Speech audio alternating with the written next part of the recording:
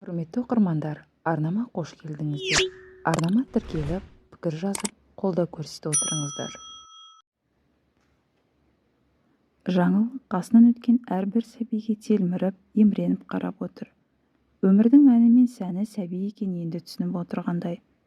Көздерінен еріксіз жас моншақтап жерге түсуде. Бақыт осы бір сәбиге келіп тірелгеніне іштей қапалы. Мен не жаздым мені сәбимен сынайтындай, кімге не жамандық жасадым екен дейді. Қай жерден қате кетірдім. Енді не болар екен алдағы өмірім. Бала сүймесем, Ерланның маған деген махаббаты өшеді ғой. Қу тіземді құшақтап өзім қаламын ба деп, болашақты ойлап өз ойынан қорқып кетті. Жоқ, Ерлан мені жақсы көреді ғой. Бірге бәріне жетеміз, бір-бірімізге демеу боламыз деп келіскен едік. Ерланның олай жасауы мүмкін емес дейді. Өз ойымен арпаласып отырып, қалай кеш қарайып қалғанын да білмей қалды. Үйге барайын деген ой тұрса да, аяғын санап сүйретіп әрең келе жатыр.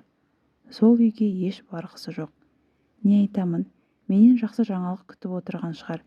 Таңертеңгісін дәрігерге көруге кеткенді үйдегілердің бәрі біледі. Бірер күн бұрын жүрегі айнып жүргенге көтердім бе деген үмітпен дәрігерге барған едім. Ештеңе де жоқ деді. Бірақ неге көтермейтініңді білмеймін.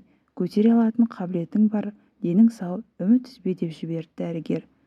Расында, үйіне келсе енесі мен жолдасы асыға күтіп отыр екен. Кіргеннен сұраулы жүзбен Жаңыл жаққа қарап еді, үндеместен Жаңыл бөлмесіне кіріп кетті. Екеуі де ештеңе сұрамады. Шамасы білді ғой, еш нәтиже жоғын. Жаңылдың жаралы жүрегіне жара салмайын деп, жолдасы да барынша көңіл аулап жатыр. Жаным, мен сені жақсы көремін. Бәрі алда, барлық сынаққа төземіз. Еш мойыма, мен сенің жаныңнан әр кез табыламын дейді. Ерланның бұл сөздері Жаңылды қайта қуаттандырғандай, өз-өзіне келіп кешкі тамақтың қамына кірісіп те кетті. Ерлан мен Жаңылдың үйленгеніне 5 жыл болды. Екеуі студенттік шақтан танысқан еді. Екеуі де ауылдың қара домалақ қызы мен ұлы. Бір жоғарғы оқу орнына түсіп, сол жерде танысқан. Достасып 2-3 жылдай жүрді. Бір-біріне бауыр басып көрмесе тұра алмастай халге жетті. Оқуды аяқтап екеуі шаңырақ көтерді. Дүркіретіп тұрып тойды өткізді. Ерланның әкесі жоқ еді. Ерлан кішкентай кезінде о дүниелік болып кеткен. Әкесінің армандаған тойын өткізгеніне анасы қуанды. Әкесінің жоқтығын білдіртпеуге тырысатын. Ерлан 4 қыздан кейінгі жалғыз ұл. Анасы барын салып мектептің полын жуып, балаларын оқытып, шоқытып, бір-бір дипломнан алып берген. Әкелері болмаса да ешкімнен кем қылмай өсірді. Енді міне барлық балаларын аяқтандырып қуанып жүр. Осы балалардың бейнетін көрдім, енді тек рахатын көрейін дейтін. Жаңыл келін болып түскеннен бері маған немере туып беріңдер де өздерің қыз бен жігітте болып жүре беріңдер, мен қараймын дейтін. Міне сол немересін күтіп жүргеніне бақандай 5 жыл өте шығыпты. Ерланның анасы момын, көрегенді, дана кісі еді. Келіннің қандай жағдайда жүргенін түсініп ештеме айтпайтын. Басқа біреу болғанда баяғыда балама туатын әйел әперемін деп ажыратып жіберуші еді. Бұл кісі жатса да тұрса да бір немерені аңсап, Құдайдан немерелі болсам деп сұрап жүр. Көршілермен сөйлесіп қалса болды.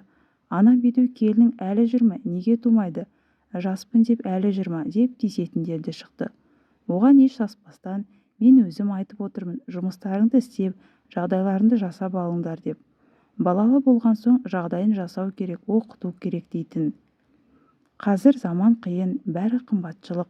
Мен өзім оларды тоқтатып отырмын деп барлық нәрсенің артын жауып қоятын. Кімнің аузына қақпақ боласың? Бәленшенің келіні бедеу, онымен түскендердің кемінде 2 баласы бар.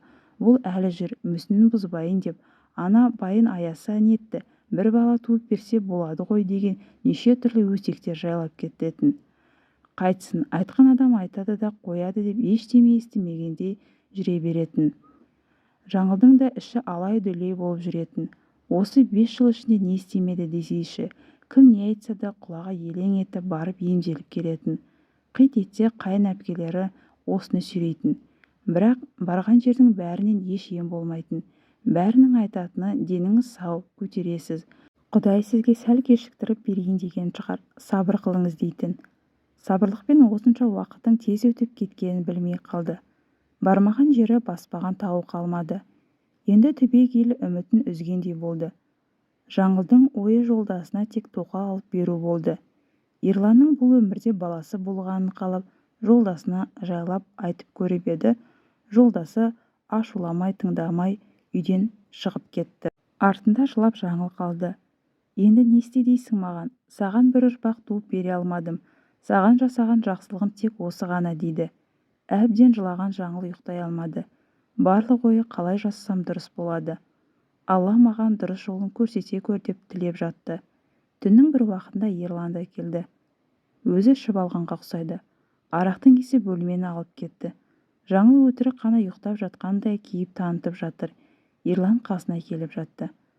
Жылап жатқаны білінеді. Қанша ер азамат болса да бұл жағдай оған да қиын соғып жатқаны анық. Өзімен өзі сөйлеп қояды. Жаным, сені жақсы көрем ғой. Сол үшін де балам болмаса да разымын. Сенімен өткен әрбір күнім бақытқа толы. Сенің күлімдеп жүргеніңді көрсем болды. Еш мұңаймашы. Маған тоқал дегенді айтпашы. Мені олай қинама дейді. Бұл сөзді естіп Жаңылдың көзінен жас еріксіз ағып жатты.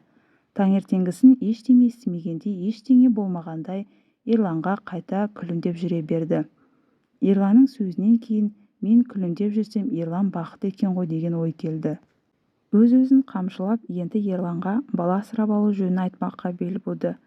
Ерлан осы жайында талай сөз қозғаған еді, бірақ Жаңыл келіспей жүрген. Мен сенің балаңды туып бергім келеді деп.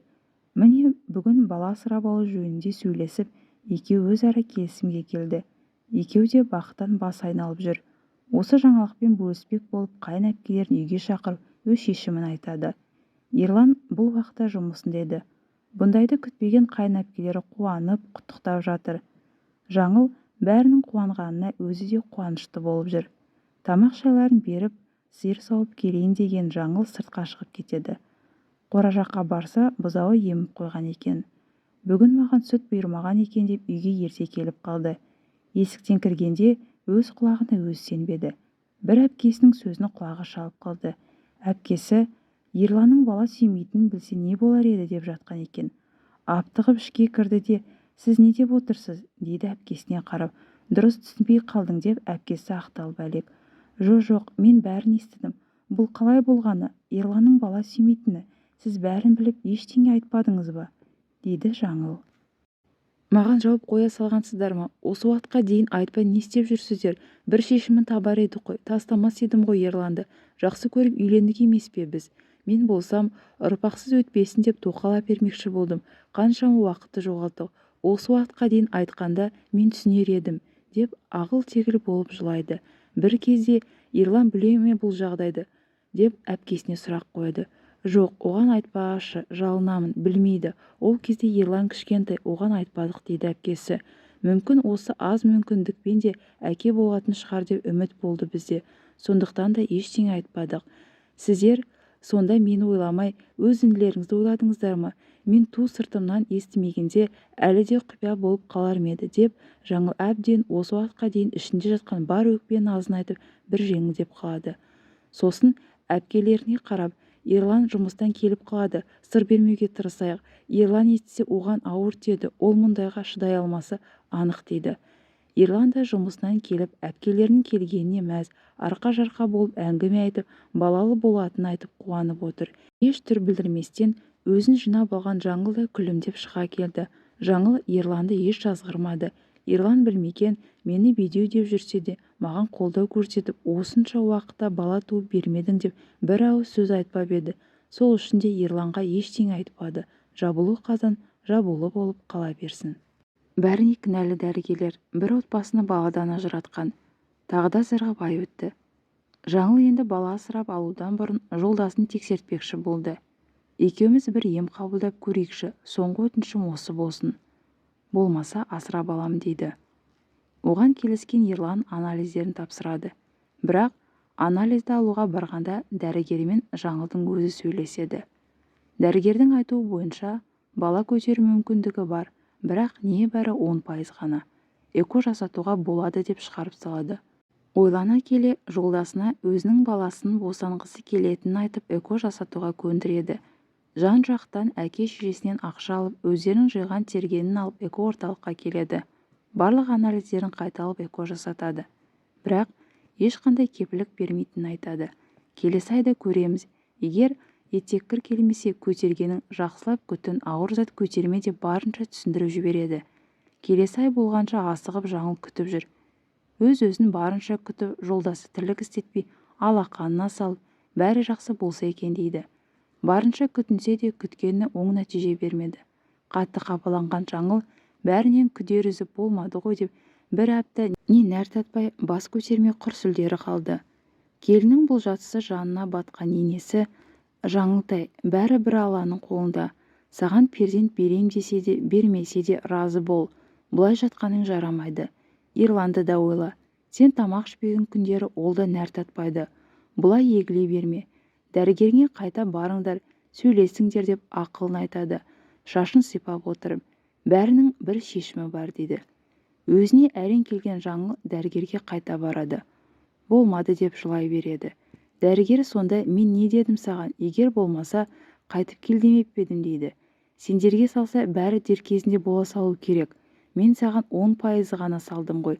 Егер осыдан болып кетсе болды, болмаса кел дегенім сол. Енді 100% ұрықты саламыз» дейді. Жаңыл ол кезде қатты қуанғанын сонша дәрігердің кел деген сөзін естімепті. Міне солай қайта жасалып, бір айдан кейін сүйінші хабар естиді. Бұл кезде жаңылдан бақытты адам жоқ еді. Аман-есен күтініп, 9 ай дегенде шекесі торсықтай ұл баланы дүниеге әкеледі. Есімін Жалғас деп қояды. Араға 3 жыл салып, үлкен ұлына серік болсын деп, осындай жолмен тағы бір ұлды босанып алады. Міне, Жаңыл мен Ерланның 5 жыл армандаған арманы орындалып, 2 ұлды болып отыр. Әжелері көптен күткен немерелерін өзі қарап арманына жетті.